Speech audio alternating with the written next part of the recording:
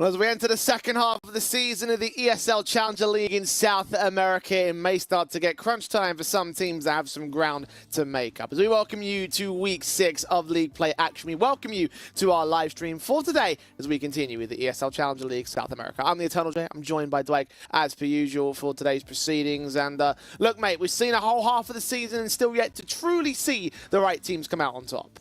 And what we have seen is a lot of the opening games for the favorite teams and the guys that we expect a lot being out in Europe, right? Not getting the officials under their belt, having a couple of forfeits. So all of those bigger names that we expect in this regular season, they're going to be hungry for the very important wins to try and make the playoffs. Yeah, as I said, a lot of ground to make up because a lot of forfeitures overall across the main staple teams. Some names at the very bottom of the board like Pain and MIBR currently sitting at the 0-4 and 2-6 record. So this will be the point in their season they can really try and turn it back around, start to get some wins on the board and try and catch up to the likes of the Fluxos, the Imperials, the Sharks, who are all sat at the top ends of the board. Even ODDIK, who we'll be seeing here on stream later today, will be in that top 5 position. So again, not the kind of names you'd expect to be at the top of the league right now, but that may begin to change over the next couple of weeks. Yeah, I'm sure it will do. And always when we're kind of working with this double headers, the two best of ones, you've got to be really consistent. And not just consistent for week 1 and week 2. It's basically the majority of the regular season. You have got to be on it. You've got to be taking important victories because it could very much come down to, at the end of the regular season, 1 or 2 wins, meaning you either make playoffs or you don't.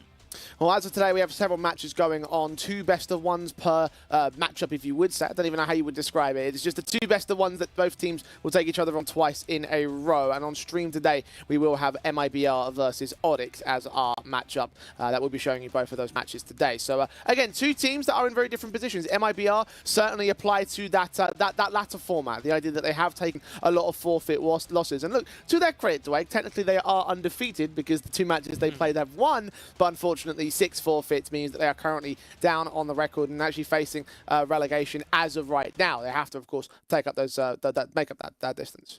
And they've got to be a team that you expect to go fairly deep. They're going to be one of the favorites in the playoffs. They're going to be one of the favorite teams to go on and go extremely deep.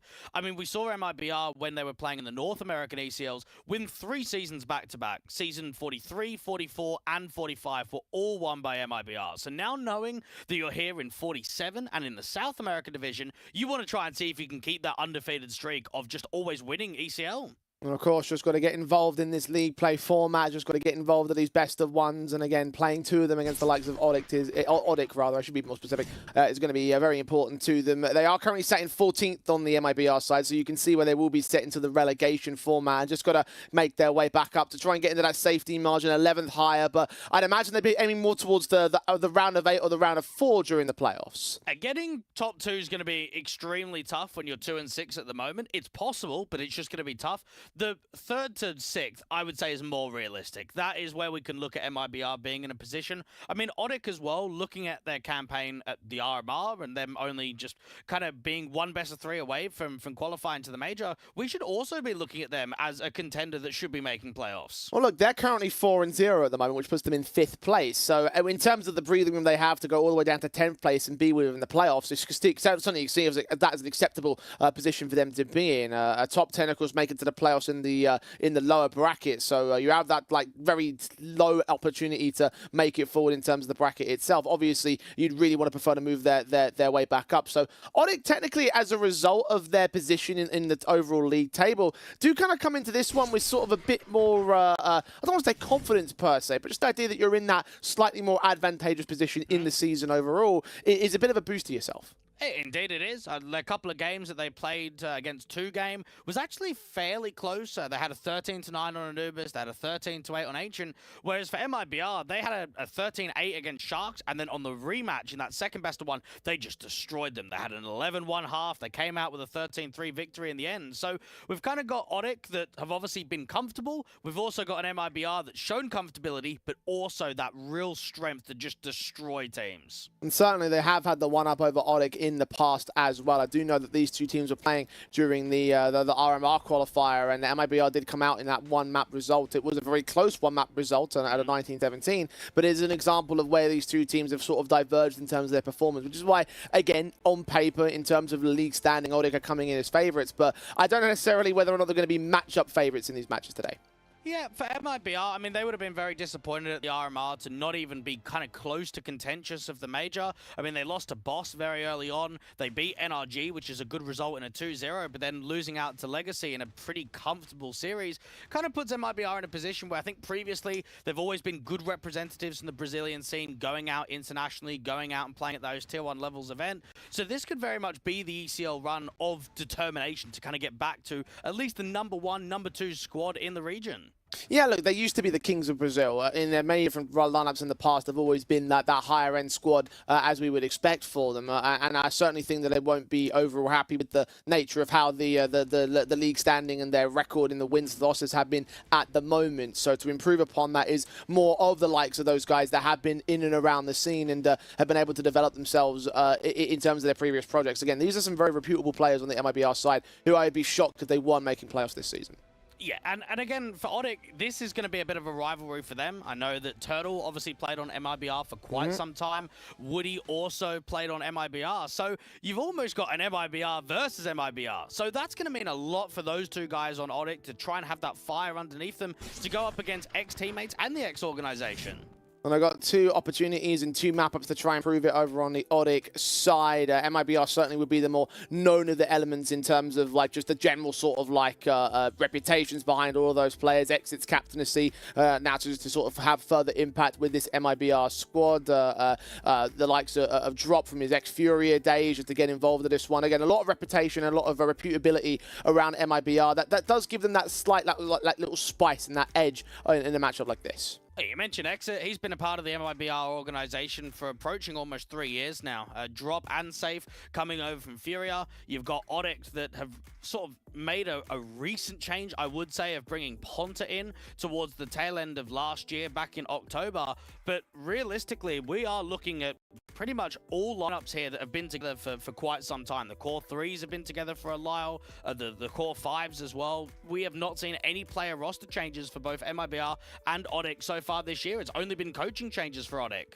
Yeah, certainly I do feel like that there's no like special surprises or anything to talk about in terms of like, you know, how different roster moves are going to make up because they have been together for so long. I mean, it does feel like that these are 2 teams that are going to be well familiar with each other, whether they have themselves the right kind of anti-strats. They'll know exactly what they're going to be doing. I think, again, in terms of what they have on the MIBR side, Exit has been working with some of these players for a fairly long time. Brunizin is a perfect example of that, right? Because he's the other guy who's been the longest, had the longest tenure of this standing MIBR squad.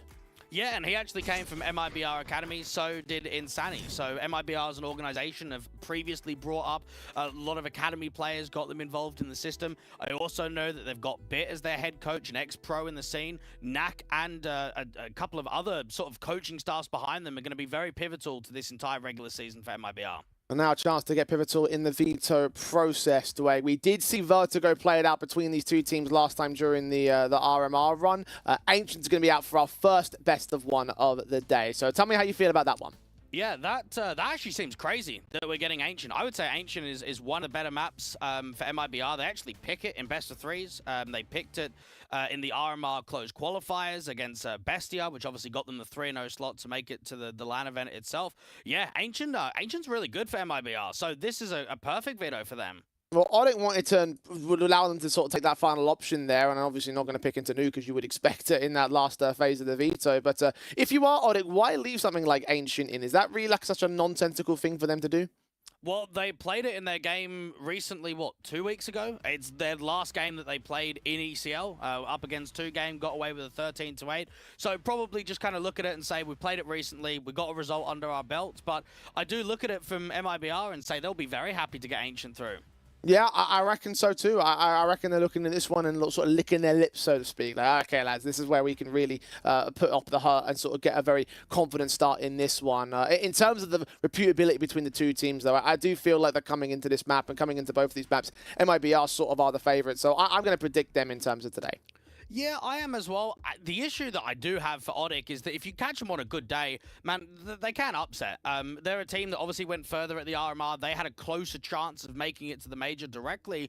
So going up against some ex-teammates as well, I am going to favor MIBR just off of the back of what they've done in ECL in previous seasons and the reputable ability they have at the higher end of the scene. But ODDIK are definitely in with a chance of upsetting one or maybe even two of these best of ones. Well, we'll find out how likely it will be in the second match in my eyes. I do feel like that is definitely heavy favoritism with that map of Ancient coming in for the MIBR squad, though. Like, there's going to be a lot of emphasis around MIBR in terms of this opening map of the two best of ones we're going to play. Like, again, it just feels like a very, very confident one that they'll have themselves locked down upon. They'll know exactly what they're doing. You mentioned highest play rate, highest win rate, all sorts of good stats going the way of the MIBR side, picking it in best of threes, all sorts of confidence there on their own side of things. Again, I have a lot of faith right now in MIBR, and I have even more faith kind of seeing how the map vetoes have played out for the first best of one.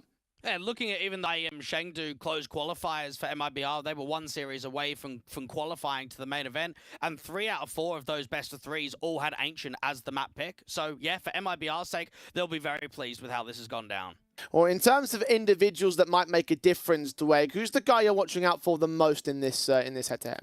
Yeah, I'm always going to go with Insani. I think he's just one of those guys where he brings a lot of impact from a rifler role. He's also familiar with both what Woody's going to be like, with what Turtle's going to be like out on the other side. And I just feel like in this kind of domestic matchup of ex-teammates, he's going to be one to deliver. He's going to be that consistent piece for MIBR. Yeah, definitely. I'm encouraged to sort of see his own development and what he's been able to achieve and how far he's pushed over, again, from the MIBR Academy homegrown talent sort of perspective, his own background. Now, you mentioned, obviously, how much they brought up from their academy system. So for him to sort of like have that impact and sort of be the guy to watch out for, very encouraging for MIBR as a whole. And he's been here for a while. He signed in, January of last year, so we're looking at 15 months or so.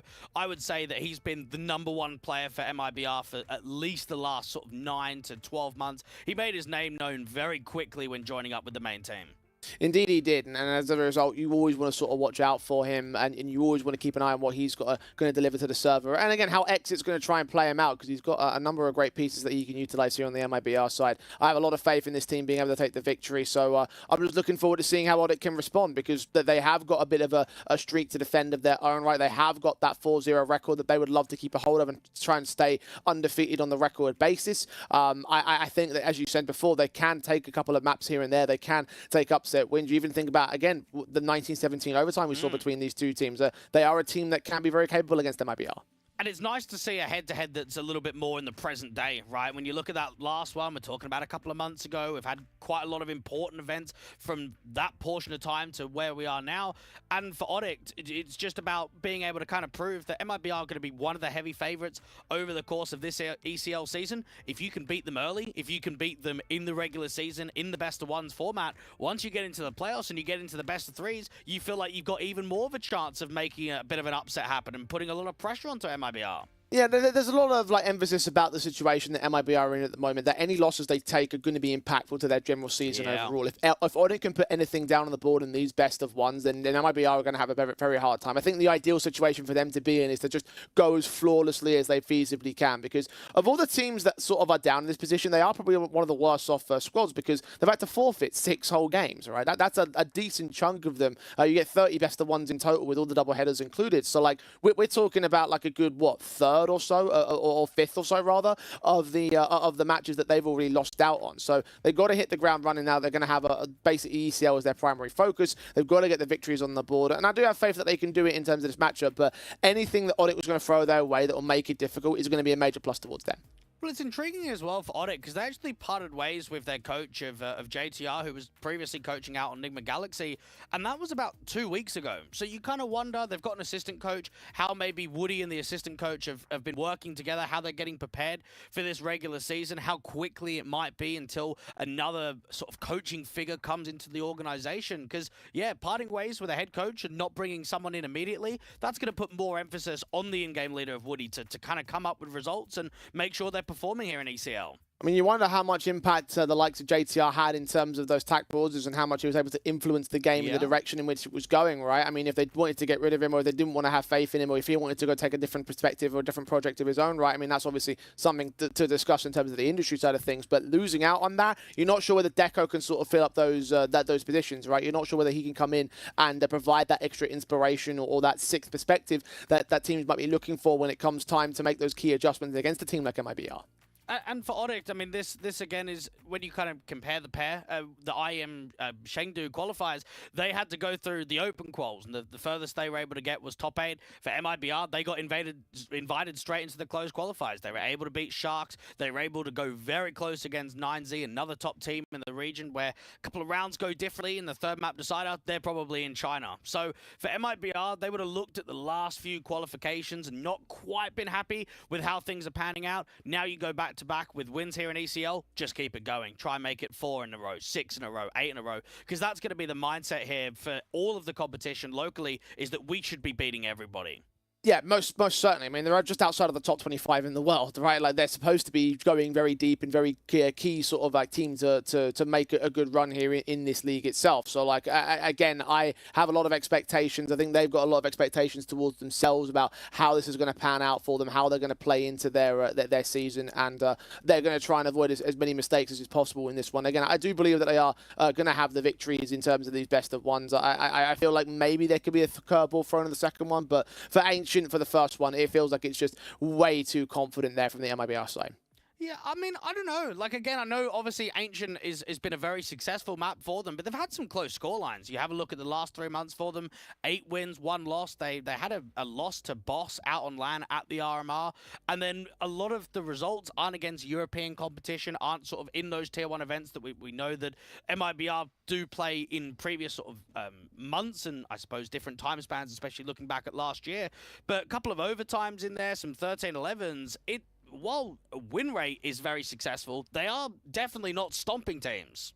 I mean, no, they're not, but they are also getting the wins over the board in the end of things. And I don't necessarily think that ODDIK's own record is as fantastic as the likes of MIBR. You mentioned some of those teams that they take on in the North American scene specifically. They've been losing out to those same sort of squads. And when it comes to the South American scene, it has always been a case that sometimes those losses can get a little bit dire for their own side of things. So, look, I am hoping for a couple of surprises out of ODDIK in terms of this matchup. It did look like we were about to get into that match, so we'd have to wait on for a few seconds. But yeah, I'm still looking at them as being the underdogs by comparison to MIBR here, specifically for map 1. Yeah, I don't think it's going to be as much as maybe what most people might expect. I mean, the ESL World Rankings have MIBR at 30, they have ODDIK at 35. For ODDIK, they'd like to be able to prove that they've taken some players from MIBR and they've taken them for the better. Well, already MIBR started off with a win in the kill count on the pistol round, charging into that A bomb site. Dropper's going to find Turtle very quickly to a 5 versus 3. Plant will be secured. Retake seems like it's a bit off the table for ODDIK in this one. Yeah, no access to the bomb site.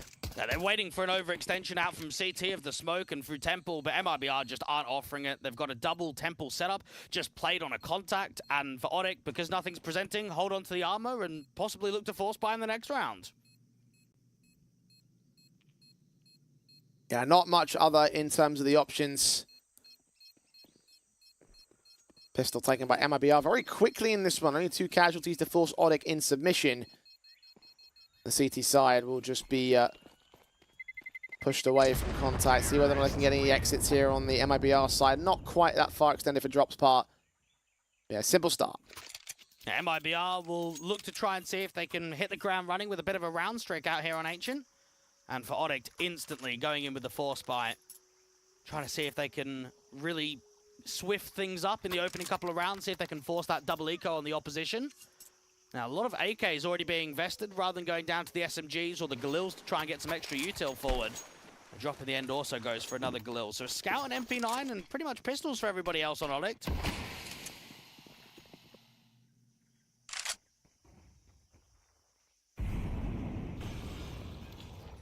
See if this force can find any sort of steal away from MIBR, as unlikely as it feels like. Well, they're not pressing mid. Instead, they're going quite heavy out from the B side. So you'd expect an info play down from ramp or maybe a contest out from Cave and Cheetah. Exit tanking a damage alongside one of the AKs here. The Molotov sent back for the opening kill. Not quite found ahead of it. Damage traded both ways here for ODDIK and MIBR. Blind sprays of Exit trying to get that Mach 10 kill to finish off the likes of Knight. But no opening man advantage. A drop, getting ready with some util out from the B-bomb side. They've already got a couple of players tucked up from ramp. Safe is waiting for a reposition to come from Cave, but Ponta actually drops out on that edge of the long smoke. Good start of the AK. The Deagle claps back though, and Safe can respond all the same. Advantage taken for MIBR for certain this time. They have missed the mark of that low HP SMG. The plant will be secured, and there's no real further avenue in from ODDIK. Again, beaten out to the submission of the save. It was a pretty good avenue for Nate to work around there from Cheetah. He sort of re-smoked himself down, got that HE forward, and tried as much as he can to put that emphasis on the front side.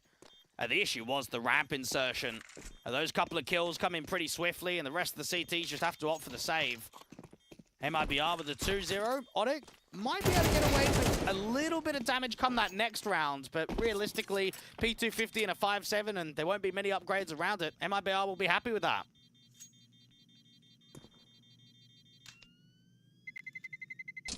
Yeah, solid stuff. 2-0, ODDIK. Only the Pistols got away in this one. Cash starting to get saved up. It's probably best to look towards the harsher buy, go towards the guns in the next. A good T-side set in from MIBR. Continuing to work up this lead. ODDIK will only show resistance in the next round. And considering how successful the Brazilian teams have been at the Major, Jay, I think a lot of them that especially went to the RMR and went even further to the Major, your Imperials, your Pain, they're looking to prove a lot in ECL. So getting an idea of where everybody sits and what we can expect in the regular season gives us more of a tell on who's going to come out on top. MIBR sitting on top of this confidence here. Exits found another opening frag. MIBR should look to storm the rest of the B-bomb side. Generally a passive line of engagement from ODDIK. Not looking to fight directly. The Eagle does start posting out though. Exit's going to try and get him, and indeed, Matios is down. Plant should get secured. Not really much for ODDIK to do other than try and see if they can gain some exits with these weakened weapons, but minimal damage done by that USP, and even the players with the Kevlar just think it's best to hold on to it. Well, unfortunately, you've got ODDIK in a bit of a position where the upgraded players are your A and mid. So we've just seen another B play over and over again really here from MIBR. And it does make me sort of ponder around when we're going to start seeing some more mid takes, when we're going to have some emphasis or maybe some A takes on an exec. Obviously, we saw it in the pistol, but the anti-force buy and now the anti-eco has just been the B lanes. Molly's detecting where Turtle is, seeing him pop out of that smoke. The AK will try hunt for him, will get it. Actually safely gets it in the back, and Woody with not much else that he can do here. 3-0 start for MIBR. At least he held on to a helmet and Kevlar, so that comes into the next round for free. Everyone else, however, set to buy their rifles. And this is, for MIBR's sake, a chance to really disrupt any real progression, I want to say, from ODDIK in the first few gun rounds of the game. Kind of get a feel of if they can give themselves a bit of a lead moving into that second half. Look to try and prioritize a 7-5, 8-4-ish looking scoreline. No AWP investment on the CT line or the T line. There was money available for it, but opt against it. Still play the bonus kind of set up here for MIBR. AK straight first in towards mid. Control fighting on Turtle and winning it out. The HE from Woody comes back, and there's a kill outside of lane. Drop to drop. An advantage taken by ODDIK, but not for long. What a kill. Brenzin opening up the A site, and a backstab is actually presenting out from A main. Matios needs to try and slow this down in with Nate to allow that backstab to be successful. Spray's only so good, and Brenzin's doing more here. The backstab closes in ever so slowly. Exit's going to get caught, but Brenzin with another kill out towards Donut, this time through the smoke. Taken aback, eventually leaves Safe all alone. 1 versus 2. But he snuck his way away from the bomb site. He knows that Matios was in CT, and obviously knows that Woody's out to A. So he can prioritize that reposition out to B, try and get that bomb down and look to fight instantly. And Matios is not separating the bomb site, so both players are going to play together. Incendiary, just in case they're close, can put the smoke down on that position as the bomb plant comes in. Counter smoke's coming in from the CT side instead, and Flash catches him right in the face, but still not detected yet. We'll put a smoke down to the right-hand side of the bomb site, seeing the contact to the utility. The shoulder bait at a second. Matios is known to Safe, who plays that 1v2 to perfection and keeps the streak running for MIBR. That's a lovely round to come through from Safe. A lot of people are obviously going to be familiar with him on Pain and out on Furia. But been a part of the MIBR organization for about 9 months now. Instant decimation of Woody. Because from Woody's point of view, 2v1, in from short, out to long, as soon as you molly him towards default with that lurk smoke down, it's going to force him out in the open. It's going to make it uncomfortable. But killed off before that molly drops, and then the round goes the way of MIBR. ODDIK do bring out their AWP in the follow-up round. Hero weapon as part of an otherwise half buy. You'll look to try and get a lot of damage out of it if you can. Set towards mid where no one from MIBR is facing, especially at an elbow.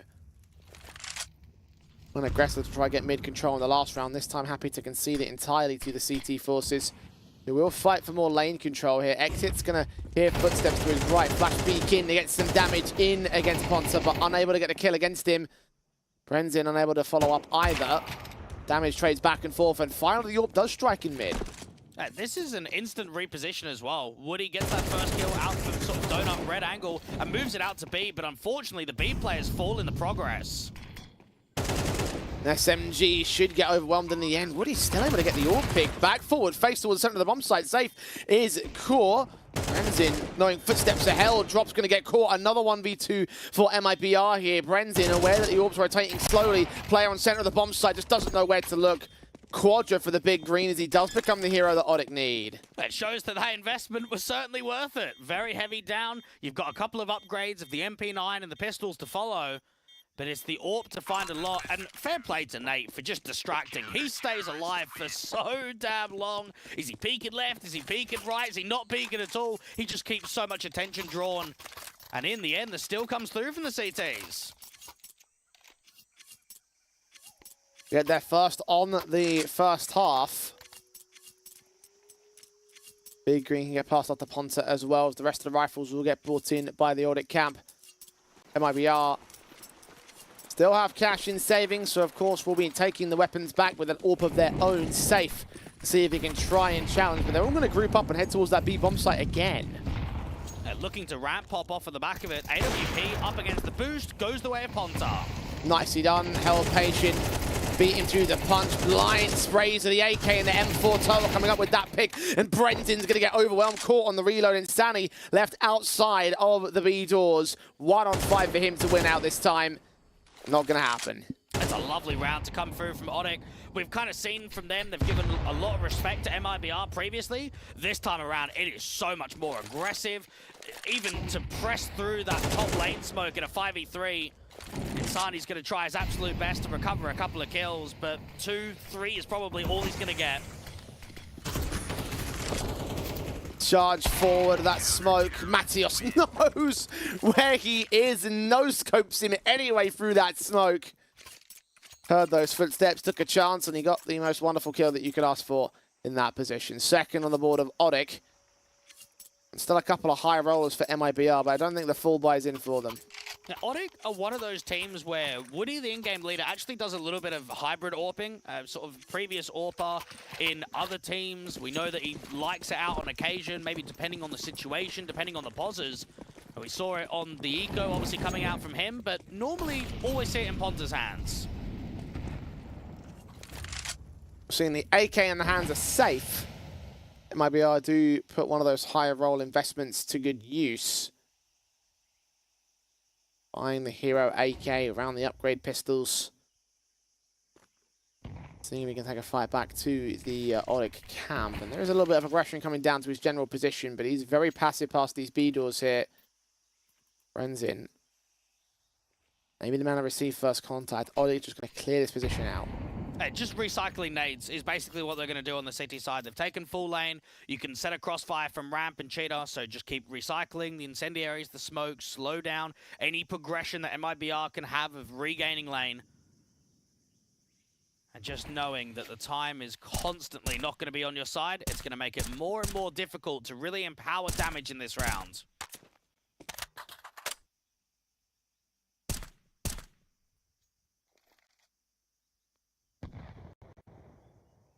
"40 seconds on the clock." The Eagles trying to fight back. Eventually, Save does actually catch Woody, so that's one pick to return. Molotov sent as Drop gets tagged up heavily. His teammates going to make their way forward over. The B bomb site is opened up. No real defenders here. It's a case of what Knight can do with his AK on the backstab, and he gets it in perfection. Triple upheld by him. Last player left will get overwhelmed the same, and Insanity's Deagle with so much work to do. No time to do it in. Best he can do is an exit, and that will be the end of the round. A third on the board of ODDIK as they mount up their defensive line. They mount up their score line. Everything else from here for MIBR is just a hope and a prayer. Nearly goes down after time if he was actually able to tuck out from ramp. That round comes into the lurk smoke actually hurting MIBR. So they sort of smoke off to the left-hand side to give themselves into protection. That they come out of the doors and they can get up ramp and quickly into the B side. And Nate just disrespects it completely. Rather than kind of falling off and maybe going back into Cheetah and working out from Cave, he just presses that bottom lane smoke and just catches them completely sleeping off guard. No one pre-aiming the backstab whatsoever.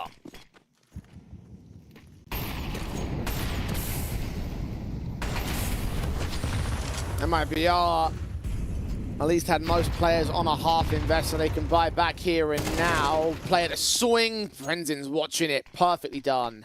And Nate drops early, and it was a lot of anti-rush util going down. The Incendiary and the HE dropped to half HP. The swing on the contact does not work out. Now they want to try and have some of those closer nades in case any of the CTs are holding just behind that elbow smoke. Well, at least they did some decent damage to Brenzin. Less than 20 points of health for his own engagement. You're going to have to group up with his teammates and move together in what seems to be the A play. Yeah, they're leaving Turtle just as a spot where he can jiggle out from elbow. If he sees a contact, he can drop that smoke.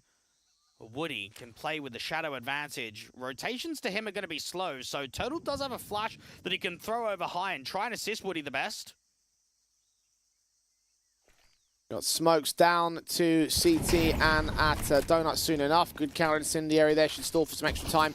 That HC will catch Brendan off for certain. No! He's still alive at 14 points of health. This could get a little bit awkward and dicey for him. His drop is forced to take the forward engagement. Also drop on his HP. Another player is on the way in. His Turtle will get Molotov out into the firing squad. He goes, still taking two players with him. 3-on-2 for MIBR. Ponta needs to draw this fight out in the open. Timing, awkward for the AWP, and he does get a leg shot, but not enough for the full connection. Matios leaning in against the bomb plant to get the kill against him. Didn't see where Brenzin is at, though. The AK around the other side of the box. He exits or peeks in to catch him. They play off of each other. 14 HP for both of the alive men of the MIBR camp. That got very close. That is a fifth. I actually looked at the A players, Jay, and was quite impressed with what I saw there. For Woody, he slows that round down. The Incendiary, the HE, the flash that comes in, he kind of sets up the round for the reposition. Unfortunately, he's only really getting damage off. He's not converting into kills. And then for Turtle, he knows he's going to get molly. He knows that he's out in the open, doesn't have that smoke to utilize. So flash off the right-hand side, try and get as much in as possible. Good effort. But maybe if Ponta got that one shot with the AWP, it could have been a different round.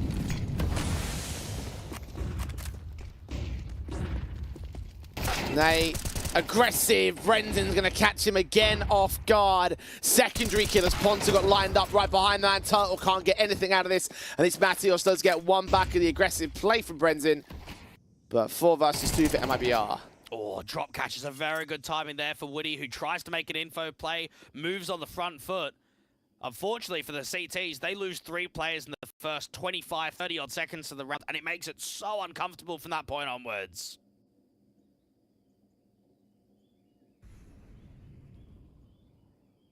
Slowing it down now as the T start to work out A site once again. ODDIK have nobody here.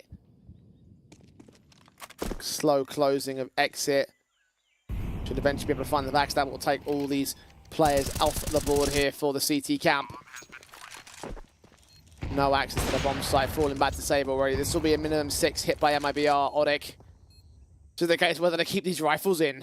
Well, Exit should be able to at least get one. I mean, he's going to hear the footsteps. They're probably not going to expect him to be Cave. Engagement against Drop will do some damage, but X is waiting for the right moment to strike. Losing his life is Woody. Matios now completely surrounded by the T side here. Exit is going to catch him. And indeed, there are no survivors. It's been down to a couple of rounds where it's actually been quite convincing for both teams. I remember seeing one from ODDIK where they kind of had, what, the 5v3, and they're pressing down lane, they're really sacrificing everything on taking that map control. But then we're also seeing some really strong rounds for MIBR, and the way that I look at it is that it doesn't really matter how convincing the rounds are, it's what the scoreline's looking like. And for a 6-3 current T-side scoreline, that is super promising for MIBR to get a good result in this opening best of one. We're going to get even more out of it. Insanity getting Turtle and Woody. Those pistols getting nothing out of that mid phase. Kind of have to try and play some sort of aggression, try and take the fight back to MIBR in some capacity, but the weapon advantage is just too staunch in this harsher eco basis. Maybe the Deagle and the 5-7 can get a couple of cheeky kills at best. Even the AWP is ready for him. Safe catching Ponta.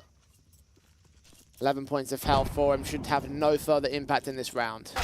It doesn't seem as if much is presenting. You get one kill up against the AWP, but this is where MIBR can just set a regroup together. 2 in from cave, 2 in from ramp if they like. Maybe one more kill comes in, but I doubtful anymore.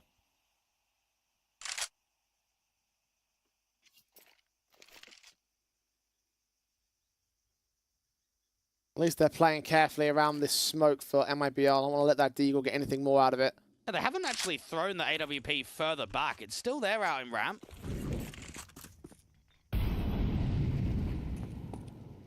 Get their hands on it in a second's time. Meanwhile, Nate is actually stuck into the back lines. Does 5-7 have any impact? Deagle boosted. The shot doesn't connect. Ponta somehow alive. Nate does get caught in the end, so not much else for them. Ponta, just look towards those guns in the next round. That's all you're going to have in favor of you, buddy. And honestly, Jade, what I'm kind of thinking about right now is one of the strong rounds that ODDIK had to kind of work with was that eco steal, that four-sport AWP that the in-game leader of Woody brought forward, was able to get 4 kills, transitioned it into a bit of a round streak. Outside of that, it's been a lack of success in this first half for them. Yeah, it really has been. MIBR only really faced issues when the economy wasn't with their favor, and it has been mostly the way forward here. 4 on the trot and the start of the matchup. Get their rifle buys and start to punish ODDIK time and again. Currently a 3-round streak towards their favor. The M4s are brought back in whole force for round number 11. Will leave very little for round number 12. And look at MIBR just charging into an open and free A bomb site. Turtle can only do damage. Bomb plump will not be denied. Exit is still trying to cut rotations out from Elbow. He can be very dangerous after this bombs go down to come into Donut and really set up a backstab. That is assuming if ODDIK even stick around for this. Got players starting to rotate away from spawn, from mid, watching out for that backstab position. There are no kits on the CT side, so there isn't really much breathing room for a retake. Exit does face on towards Turtle, get that kill. See where Woody's at as well, looking to face onto him. ODDIK need to keep all these weapons in play because, again, they do not have a lot of money available to them. And another one goes down, 2 to stay alive. That might not even be the case here. Look at Safe. He's closing in towards spawn very quickly, which is where the 2 CTs are holding from. Insanity, the first man forward, will get caught off. Drop AK around the corner. Does damage, but both players seem to stay in play. And this is where we get back to the conversation more so of the veto standpoint. Now, for ODDIK, they banned Mirage, which is their permaban, and they also banned both Inferno and Vertigo. And those were actually a couple of maps that I thought could have got floated right to the end. Both teams don't play a massive amount of Inferno or of Vertigo. So that's why I was kind of thinking that it might get floated right to the tail. But seeing Ancient come through of just how strong it's been for MIBR recently, and now we're seeing what it was here, Jay. You kind of think for ODDIK, was it a missed opportunity to not ban it?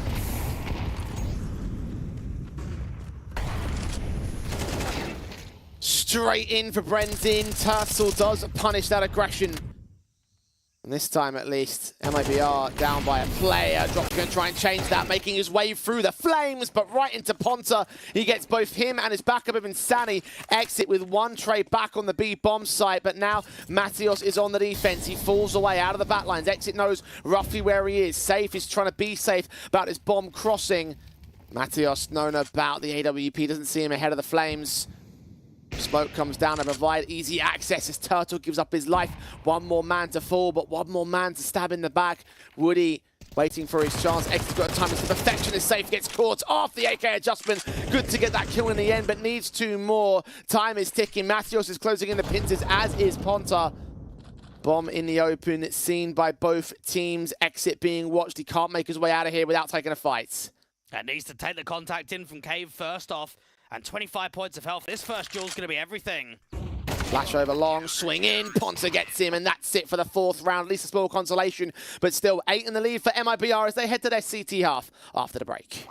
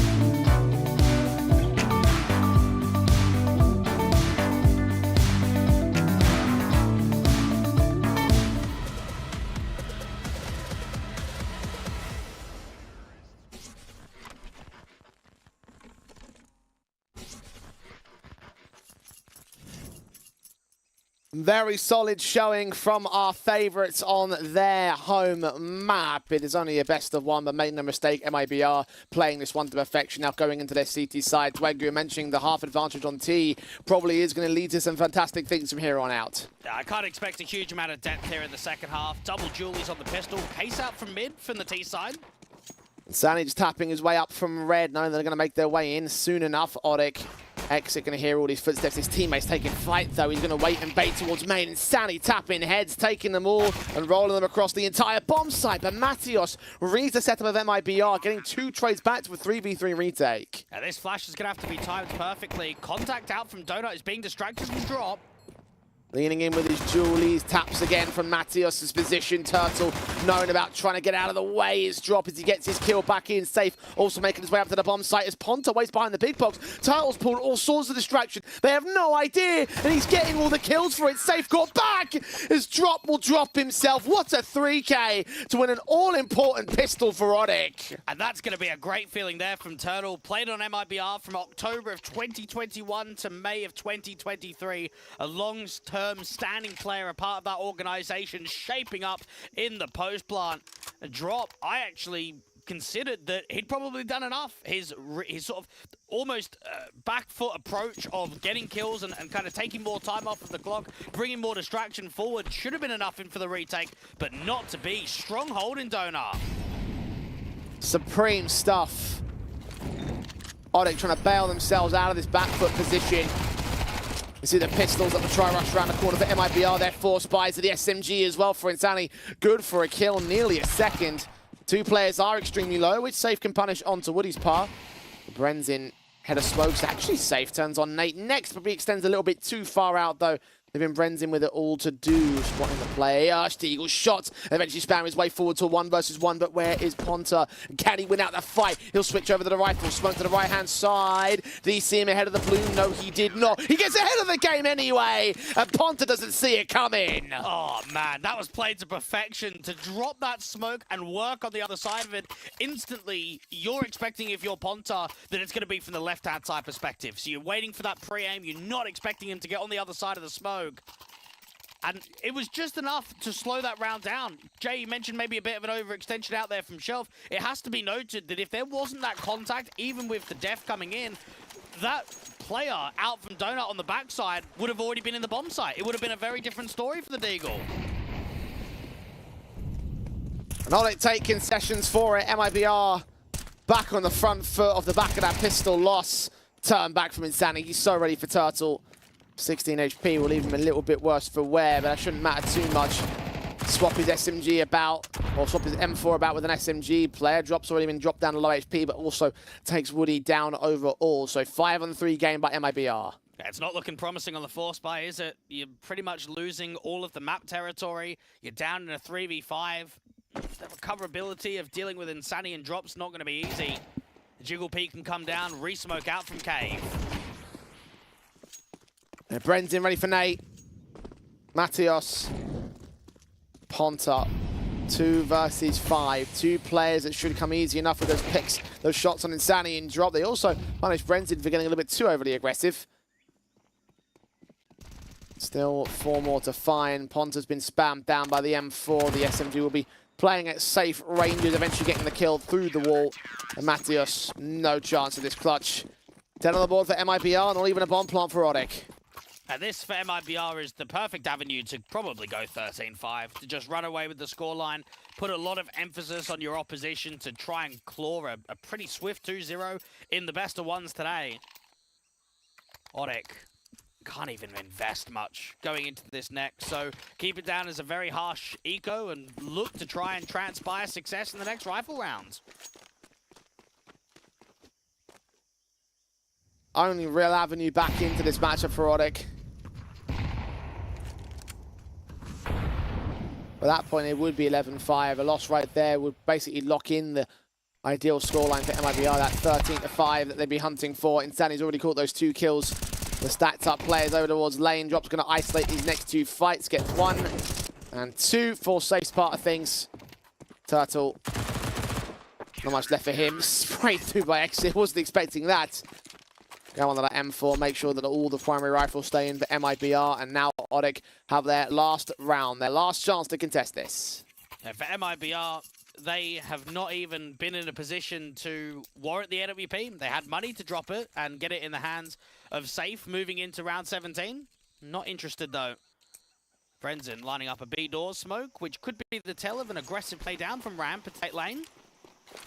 ODDIK, though, would be desperate for just even an opening man advantage in a round like this.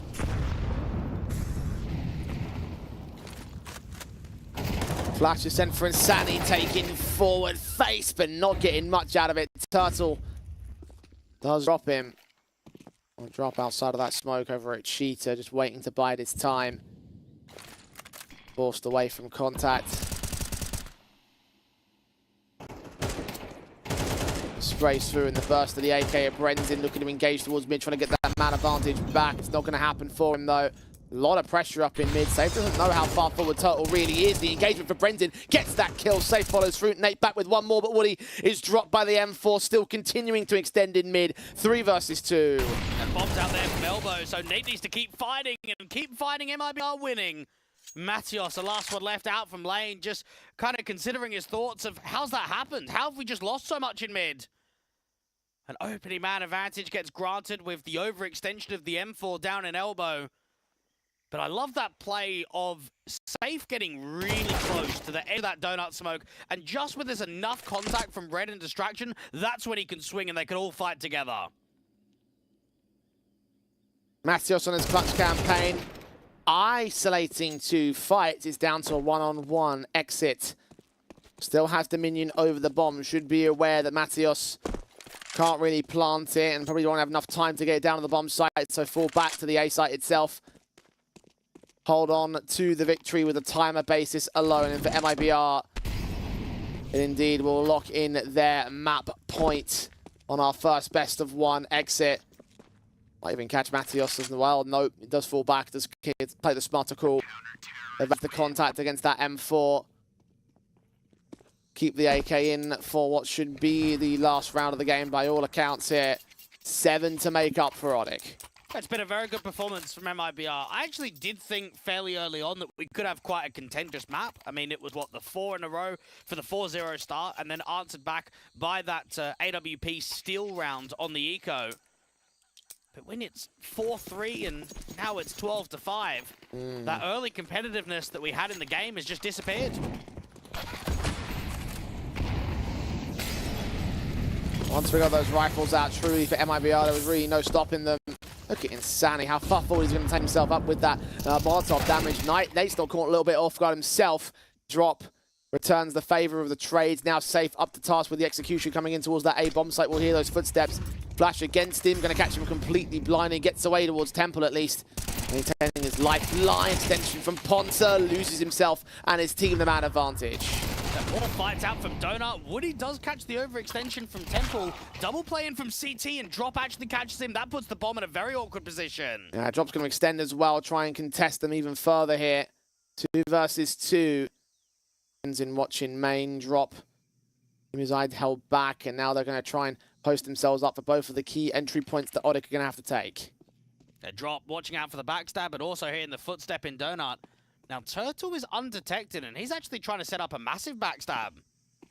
Matios has no idea. Spray through. Last man standing is Turtle. About to run right into Brendan, who's about to close this one down. Surely this fight will go his way, and indeed it will. 13-5 as MIBR post up their 3rd win in the Challenger League. That's a comfortable win. That's a good showing for MIBR. And for ODDIK, Jay, they'll be disappointed in that one. If you kind of let Ancient go all the way through, if you're going to allow it to float in this veto, we need to see a stronger performance, because that for MIBR, that's threatening for what we can expect for them today. Yeah, I have to say that I'm not as encouraged. I wasn't as encouraged as you were by this map coming in for the likes of for ODDIK, and it seemed to have proven itself right there and then. MIBR is so proficient on this Ancient, so good at what they do on it, and it really came out there in that map up. I mean, they have had some testing times against some other South American opposition, but I just take a look at that record, and I didn't really see much of a way in for ODDIK. It turns out that was exactly what happened there. They're going to have to bounce back in the second best of 1, because this one certainly is what you would call a wash. And this is where, for MIBR's sake, you got a good veto out in the last one. Now, you're probably expecting to yourself that you're going to get another good veto, because what's going to happen is they have to ban Ancient against you. So one of the typical bans that maybe you expect from ODDIK isn't going to come through this time around. So for MIBR, they'll look at today, they'll look at this first matchup and say, yeah, we should be getting a 2-0. We should be getting a pretty clinical showing for us today. And that's pretty much what they've done for the opening map up of this double header, right? They've gotten that confident victory on the board on a map that they're very comfortable with. I'm hoping that ODDIK will try to take a different direction into something that they're more comfortable with, because the vetoes will get reversed and they'll have pick of the litter when it comes to the end of that veto phase. But I think that fundamentally, however, just MIBR were playing a much more confident style of game. Did notice how many times they were taking those clutches in their stride, right? Like, you think about the number of times they pushed, particularly that second round of the second half, where Brendan got ahead of that smoke and got the kill against the ODDIK ODDIK side. It's usually a high-risk style of play right there, but if you can make it work, it looks very proficient. I would say that the scoreline maybe is slightly misleading to just how close some of the rounds were. I know, obviously, when you get 13-5, you are obviously saying that it was a bit of a whitewash, that it was convincing, but you are right. There were some very close rounds, and if a few key rounds went differently, I would say we'd at least get closer to the double-digit kind of conversation. Yeah, I think we probably could be playing a bit of a longer series if a couple of clutches went here and there, but the fact it's coming down to clutches needs to show a lot more confidence there from the boys over from the ODDIK side. And Sani was the guy we were talking about in that pre-matchup. I have to say that whilst he was obviously a guy that had massive amounts of impact, I do think that it was much more spread out across the team. I think when you are at the 13-5 scoreline, it's not necessarily one particular star that does particularly well, and it's more just the case that everyone was firing on all cylinders, which I think applies here to MIBR. Yeah, I agree with that sentiment completely. There was no one individual that was opening up rounds and closing rounds. We just saw overall some very convincing team play, some good protocols being set. I mean, man, even Safe wasn't even AWPing that much. It was basically just rifle packs the majority of the first half, and then obviously transitioning into the second. And he top fragged as well. Didn't even need the big green guns, so just have that in your back pocket and do as well as you need to do and just take it in your stride. Again, take your opening map of Ancient, and for ODDIK, it might be a case of a reality check and a bit of a wake-up call. They have lost their first game in the ESL Challenger League. Will they be losing a second?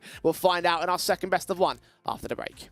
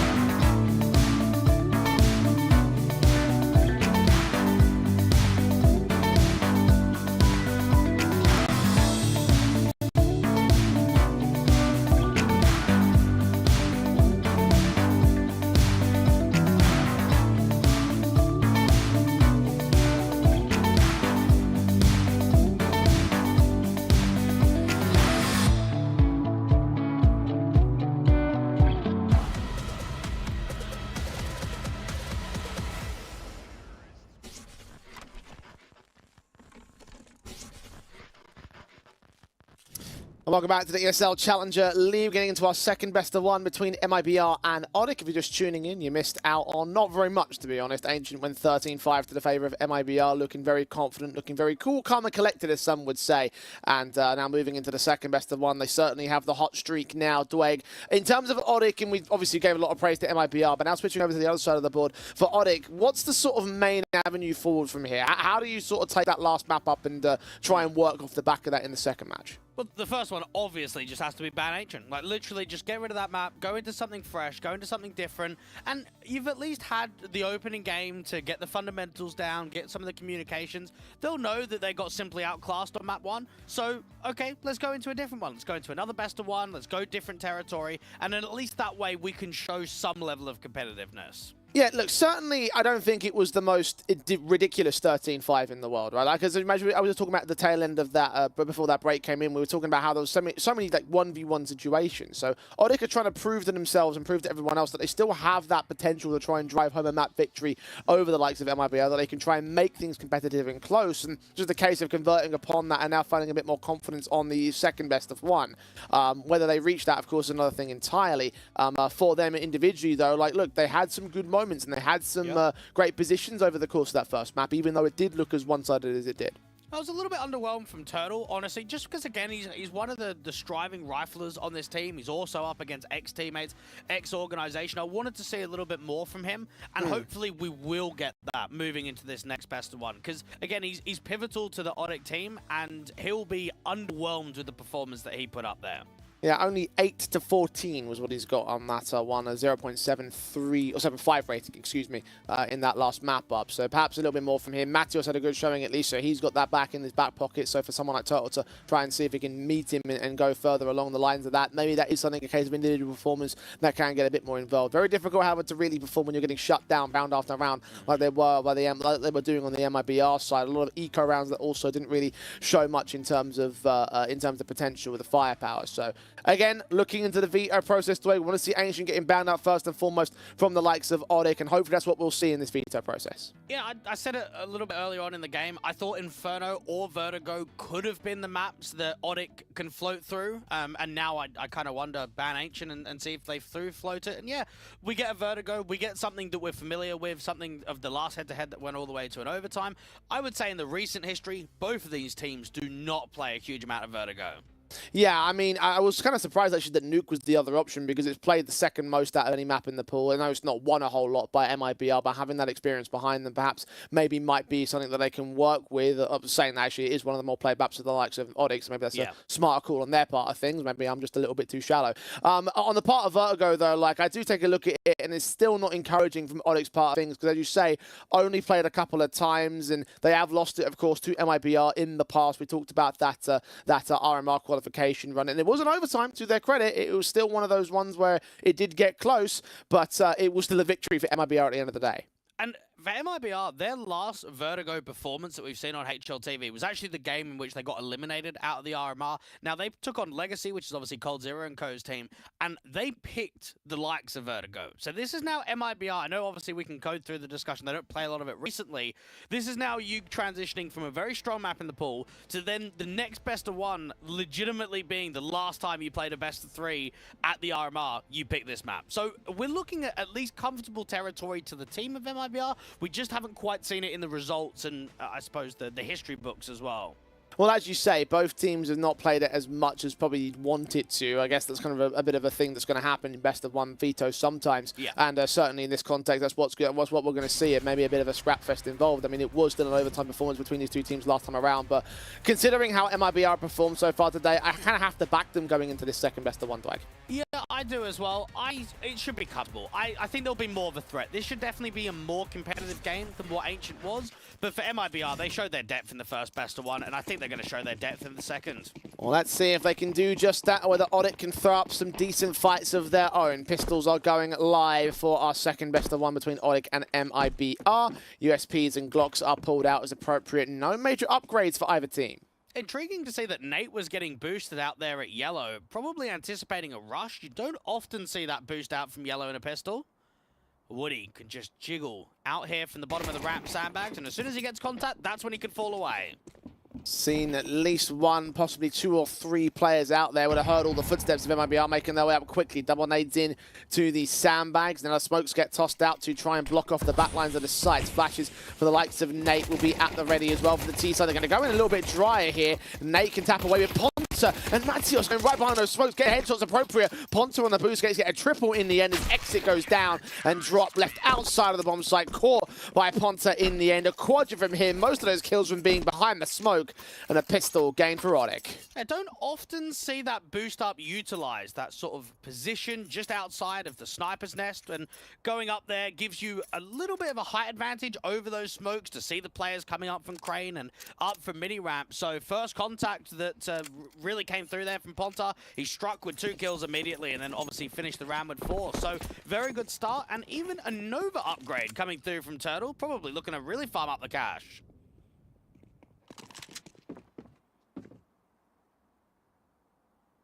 Unfortunately, no one's going to face him. No one from MIBR is brought into this round either. Harsher eco status, so should be seeing the guns out for the next. Get those rifles as soon as you can. Knight is good for a kill, not more than that, however. Brenton trades it back. The M4 struggles a little bit against these pistol players. And Pontus will have to try and frag back. Misses the lock on Insanity. Brenton's turned into an advantage for MIBR. This could get a very little bit dicey. Smokes down. Matios going to wait. He's got a H here that he could put out to default. And knowing that Turtle's only got a Nova, this could very, very much be out of an awkward situation. Bomb does actually go down. Doesn't get denied by that HE and spam.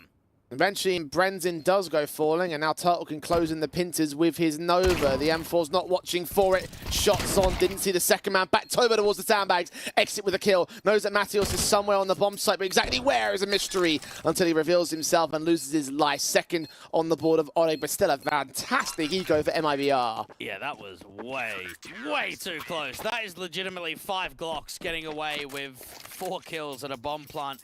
That is a disastrous outcome because MIBR, they know coming into this rifle round, not only is there going to be limitations with where the economy sits, but we win this and we just forced an instant double eco reset. We get ourselves 3-2 up on the board and we can just start steamrolling on T side. So that eco is going to have mass ramifications.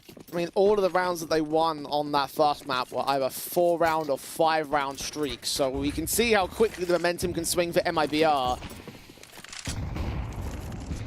You can see how the buy's affected on the ODDIK part. The SMG for Turtle, his UMP. The M4's around it. Exit and Brenton going to combine to get Nate first and foremost. Man down immediately in alley. Just give themselves the lurk smoke and press in heavy at bottom ramp and wait for a position to get held at. The tops are out there at 51 or gap.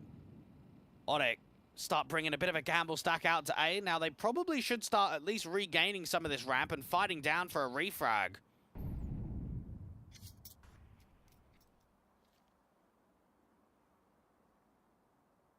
Slow approach for that refight. ODDIK. Got Woody sat behind the smoke. Drop going to work a smoke of his own over on the B site access. No one's there on the site for defensive directly. Got one player paying double duty over at Guardian. But UMP at this range, the AK should be able to beat it out pretty nice and effectively. Still, Turtle comes up with a kill. Not quite more than that. Exit and Brenton get 2 to return. Plant will be secured. Retake is off the table. Just uncomfortable there because while the B site hits coming through, Exit is still maintaining bottom ramp to cut the rotations. Ponta could get caught at timing as well. Does catch off Insani. And knowing that Brenton's down low at 19 points of health, it's still not enough for them to commit into the round. And Exit is still maintaining bottom ramp. So this duel up against Matios could still come in.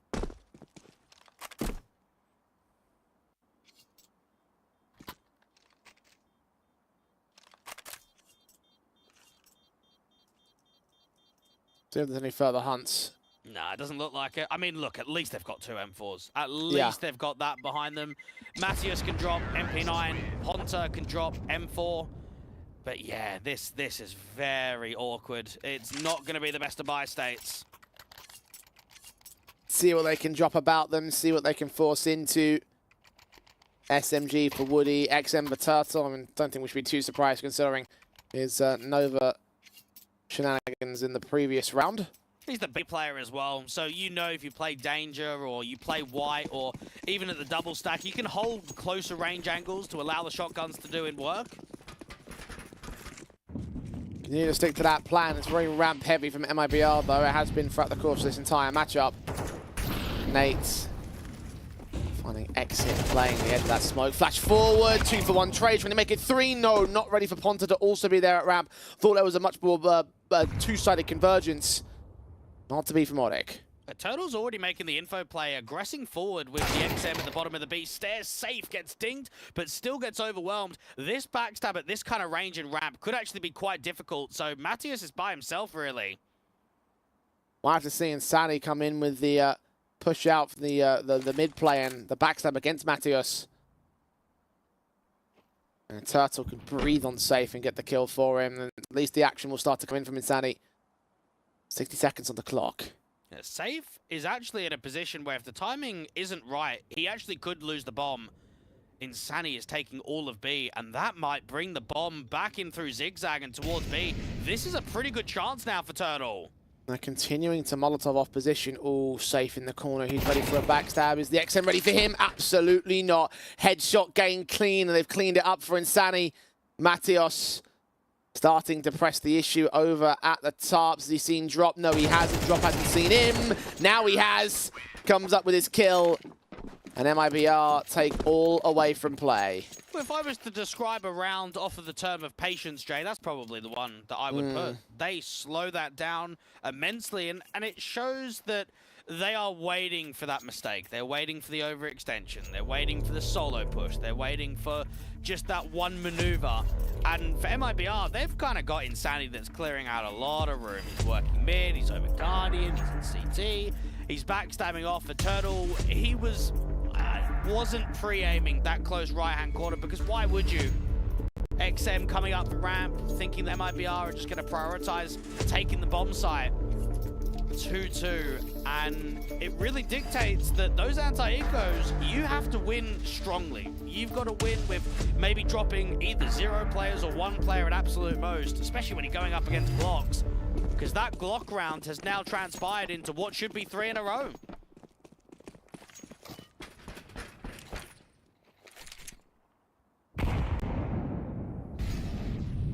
I know we're getting away from that for ODDIK. Best they can do is gamble stack and hope that the T's run into them. They've chosen mid to push up the majority of their forces, but instead of a walkout towards the B bomb site, standard default utility over at ramp, and Drop's going to realize that there is no one out here. Yeah, searching for more, which kind of takes more space away from ODDIK. There's the risk of running into that stack, but it has been dismantled. Pairing up rather than truly stacking up. Exit and Drop can start to remove these pistols. Nice and easy from the AK. See if Nate can get anything. And indeed he does get one. But the MAC-10 instantly in with responsive. Will keep all the main weapons in play. Indeed, MIBR do find their 3 in a row. And ODDIK will bring back the guns. Yeah, Ponta was $50 short from being able to invest into a glass cannon AWP. Now, he had a tough game in that opening best of 1 out on Ancient. I remember he was down at sort of 1 kill for the majority of the half. It was only round 12 where he put the incendiary on towards A main and got a multi-kill that he ended the half on a bit of a positive note. MIBR, though, will be up against 3 at ramp, heavily trying to take again for ODDIK.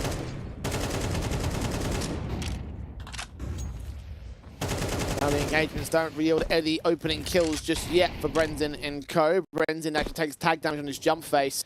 Meanwhile, the T start walking out mid. Matthias is suspecting it, but Safe is way too quick to pull out that headshot. Turtle should get overwhelmed, but does take Insani with him as a sandwich attack. Exit could drop the bomb, and indeed he does. Turtle somehow maintaining his lifeline. At least Safe has got the bomb and got it back to the plant position, but it's a man advantage for the retake. Safe can get that planted, but now in the post plant, they're going to have to strike. Now, they've still got a couple of smokes and a molly, so this utility is going to slow it in. Put them down at Guardian and at the main entrance. Pass that utility back as Safe continues to press the issue. The Molotovs very nicely played, just gets out of the way. Ready to put it down. First Molotov comes in from one T-side player. Second one is Safe, will come in a little bit closer as soon as he starts to hear footsteps. Timer continuing to tick back. That might burn Turtle away. He goes down to Safe. Second player heard. Safe can swing to lodge that contact. Woody brings it back to a 2 versus 2 and 1. But Bren's installed for more than enough time. He'll keep the round held together for MIBR as they connect 4. And tactically, that's just ODDIK being completely outplayed. Now, unfortunately for them, they don't have a huge amount of utility to use on the retake, so they can't deny anything if those mollies keep coming in. It just, for MIBR, the walks and just the creation of the opening up of the bomb sites quite consistently for them. As Safe got a really good dome out there from Guardian. And for Turtle, he actually did a pretty good job of time stalling. Getting that first kill at Guardian, re-smoking down underneath. Unfortunately, just not getting the assistance of a successful retake.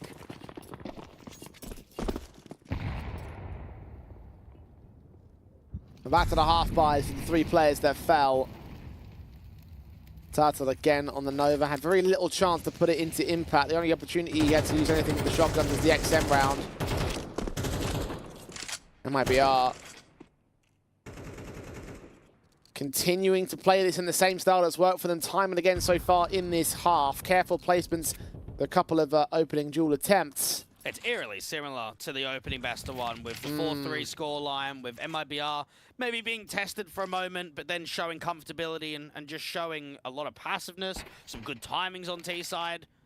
You got Safe making noise down there from the bridge. Everybody else, though, holding outside B, holding bottom ramp, just waiting for the response of ODDIK. Re-smokes come down from the CT defenders. They'll try and keep him at bay. I'm surprised we're not seeing a gamble stack from ODDIK. We might see one in the mid to late rounds. And just knowing the double M4s and the light upgrades around it, you want to really maximize the punch that it could offer. Zantara's nades being lined up for Ponta too early, though. MIBR walking staggered. Nate's hoping to catch someone off. May have been seeing that gun barrel sticking out there. 30 seconds. MIBR start moving, swing forward. Woody seen in the back lines. Adjustment right there towards the player at white. Insanity and drop. Get those 2 and that 3rd. Rifles removed. Man advantage removed. 4 on 2. 4 to 2. We'll turn to 5 to 2 in a second because ODDIK should be out of this retake. Individually, we're seeing some really good sharp connections from MIBR. Drop overextending in through the smoke, feeling confident. Now for Turtle, it's all a case of exits with bonus cash amounts. Only more than 1, though, should be doubtful. Even that much is missed out completely. Brenton catching none of those pellets. I actually don't know how. Not even 1. That looked pretty close to him, and he's on 100 points of health. Yeah, 1 to check in the demo review, I feel like. I'm not a fan of the Nova. Get me on the XM, if anything. Yeah, for ODDIK, though, it's a position where they need to respond, and I actually do reckon that if they don't win this rifle round, they're just done. 2-5 down, then 2-6, potentially 2-7. It's just too far gone of a conclusion from that point. Pretty much kind of the same situation we were talking about in the first map up. MIBR storming ahead on their T side. At least Turtle has caught drop-off this time. Advantage taken to the opening duel, but we saw many times over Ancient where MIBR answered back and were able to recover that disadvantage to turn it around their favor anyway. Nice nade from Turtle, though. This round is coming up very good for ODDIK. And that's okay to have to deal with the execution coming in very quickly. Smokes down towards Quad. I think completely missed out. Turtle getting faced completely away from kill found to Brenton. Matios deals with Safe. They turn back onto Insanity. The knives are coming out against him and everything. Trying to play around Quad. Low HP for him, though. Bomb in the open. Needs the back of his teammate. Isolates that first player. Oh, the blind spray on the second was so good, but not quite enough to get Matios. Ponta can return back all the same. Exit. Can just spray for damage. All the CTs will light up their crossfires and set themselves in for the final pick in their 3rd round. Well, for Turtle, he's had a very good round there. He's put a lot of damage up with the, obviously, first contact of both the incendiary and that first pick from the stairs, and then just the retreat out from the double stack. The HE was just mass amount of damage. It was pretty awkward as well with some of the timings. I mean, he gets caught completely blind. They actually don't see him out from the double stack. So for MIBR, it might be a blip, or maybe there's more competitiveness for ODDIK. Well, if there is, ODDIK are going to have to start converting soon.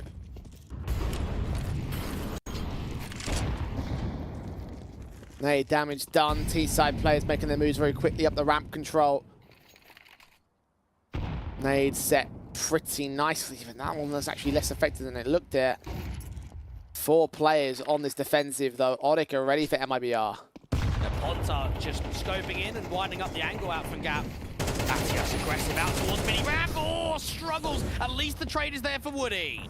4-on-4 now. Him and Nate going to start moving in. Incendiary's back into the smoke stuff at 51. Eventually the catch-off drop. Advantage taken right back by Insani in from mid. Safe dives out of there. Starts the rotations onto the B-bomb site because there is no defensive out here. Woody forced to rotate in from mid. Nate is also going to get caught off guard, but does win that engagement. It stalls the execution, stalls that bomb plum, because look at the press forward from Exit here. Is he aware of the wraparounds coming in? The CT's looking to make their way down. Ponta and his AWP. Is he ready for safe? Will he check the right positions at the right time? All the timing's everything. They've walked right past each other. Oh, what is this, Dwag?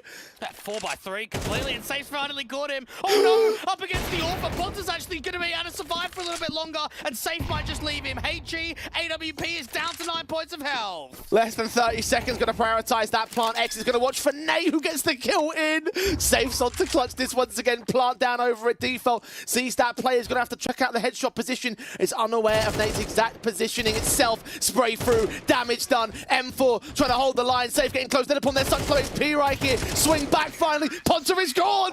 And Nate goes down in the end. Safe with the most wild clutch I think I've ever seen, as MIBR gets a minimum 6. It's a wild round to come in from MIBR, but I do look at it from ODDIK. And just when Insani gets that first kill out from sort of the mid-walk and out from Guardian and re-smokes off to Elevators, Woody just swings from Elevators wide into mid alone when he actually had a teammate close by him. And fundamentally, some poor decision-making coming through from ODDIK, and it actually does cost them in the end. I know obviously it's quite comical with how that round goes down, but the mid-round and some of the peaks are working out nicely for MIBR. Well, once again, ODDIK have started with a man advantage. Ponta and his AWP pick back on Insani. The M4 of Knight going to try and extend it to 2, but he gets tagged up. Safe takes Woody down. The Molotov burns Knight out. There's nothing he can do here. And Nate just struggles out there from the front side of the tarps towards 5th-1 to work around the util. And Insani has always been in great positions to cut these sort of rotations in from mid. Now, because he's dropped, someone else needs to take that. Turtle out there from danger, does damage, but just gets overwhelmed. How many times have we seen that low HP on a T-side player, but still winning out the fights? Drop coming in from mid to remove Matios, the last player left. 7 on the board. MIBR have the half. ODDIK. Shivering names are awkward. That's their buy state. Yeah, for the MIBR side, kind of reflecting on the performances we've seen from them so far in ECL, the 13-8 against Sharks, the 13-3. We've now seen a 13-5. They're up 7-3. We could very much see the first few real best-of-1 challenges for them be quite convincing, that it might be a while until we actually see them get tested.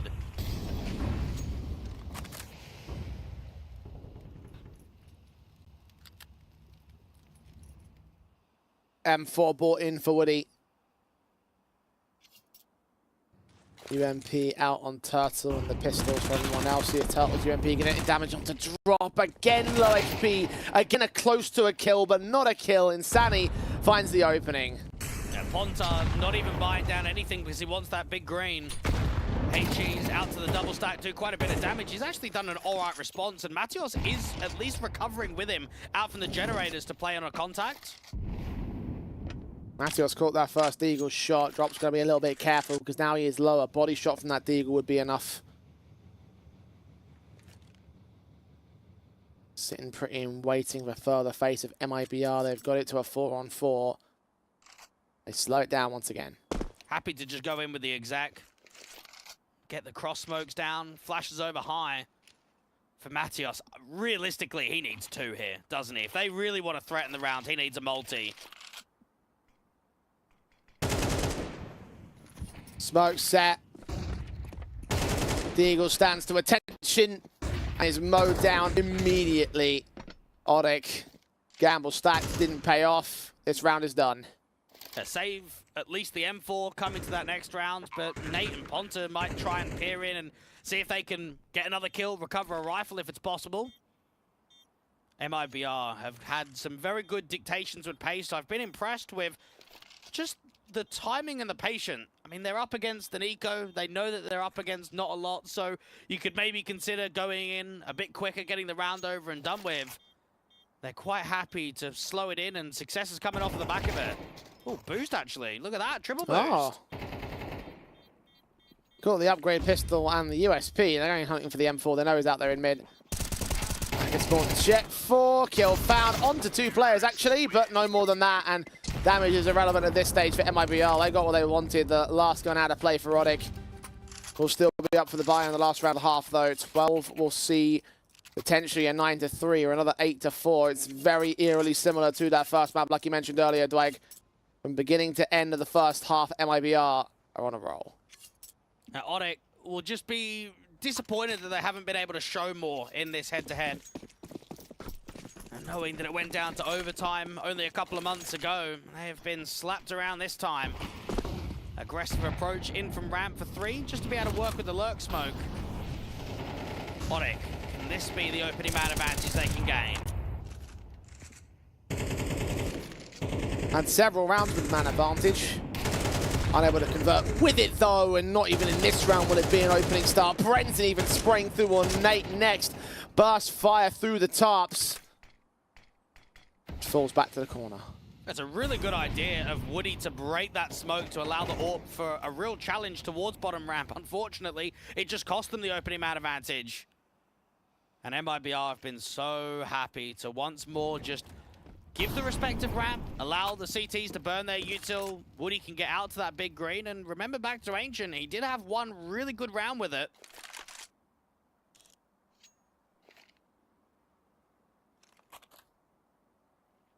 See if he can find another. See if anyone on ODDIK can find another great round. Need to see one to try and stave off the worst case scenario against MIBR. 40 seconds into this last round of the half. Looking to split their way into A. That mid walk from Insanity is starting to get checked by Nate next up. Oh, what a swing, what a shot. Woody now with basically all of it to do. His AWP shot does connect onto one individual. Exit down over at the top. Players making their way in from ramp. Brenzin swing and a hit. 2 versus 4. And Sunny's already in CT spawn. See the first player out there towards the elevators. And if you are Matios, what can you do? Bottom ramp by yourself, 1v4 with the bomb already down. This is a done deal. Yeah, there's nothing in it. Nothing at all for Matios. Brenzin does go down, so that's 1 trade. Anything of worth seems very unlikely. What the? Okay, doesn't matter too much. Dropper's dropped him as his teammate drops. His 9-3 half still drops from MIBR as once again ahead to the CT half after the break.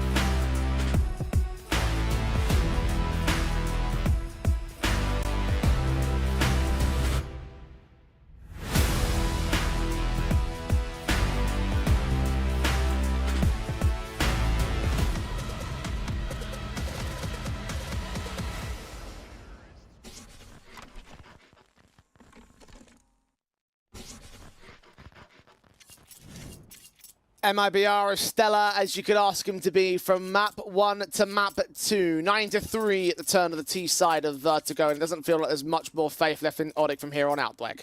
No, there doesn't really. I mean, a pistol victory would be a nice way forward, and I remember Turtle having some good Glock kills out of that first game of Ancient, but 3-9 down. It's been a rough performance. MIBR have got a very heavy stack out to A with 3 individuals and a 4th player that can rotate in quickly from elevators. 3 players at the bottom of ramp of ODDIK, though, including the bomb.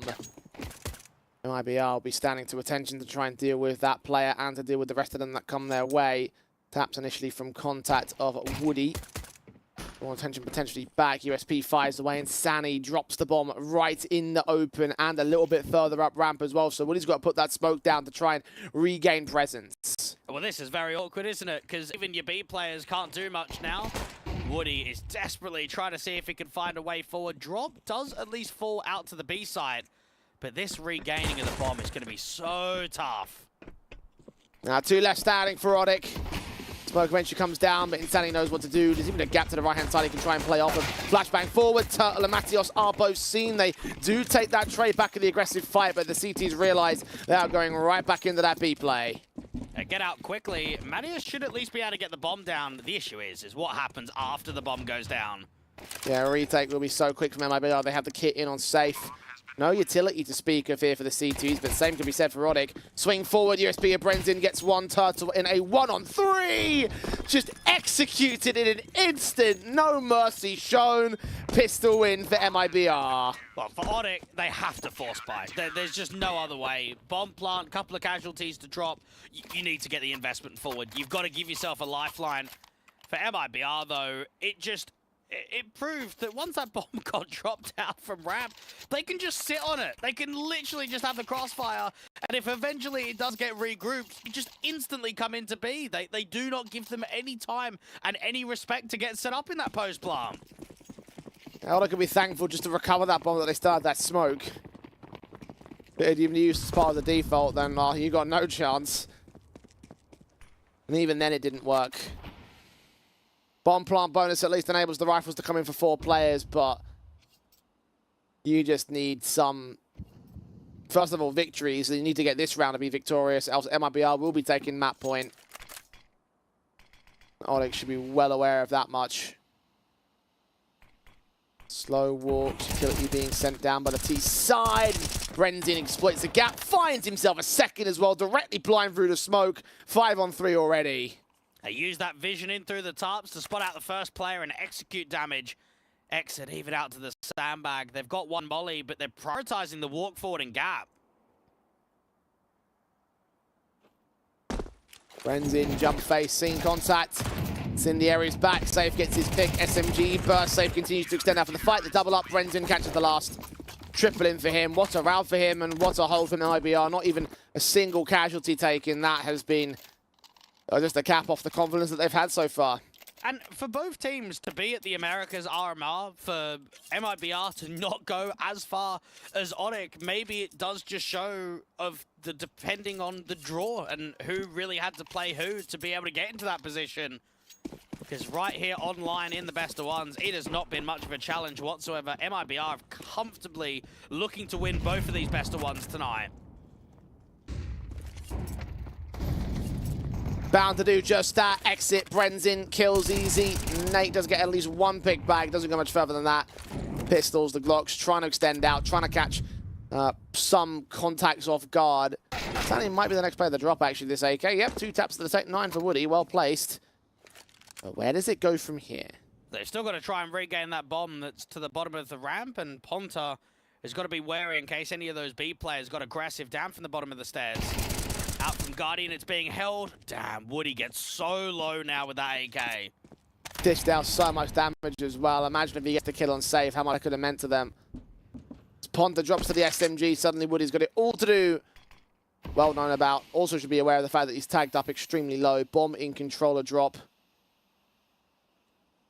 Backstabs closing in ever so slowly from Brendan. Woody shouldn't last much longer here, and indeed he doesn't. Match point for MIBR for their 2nd time today.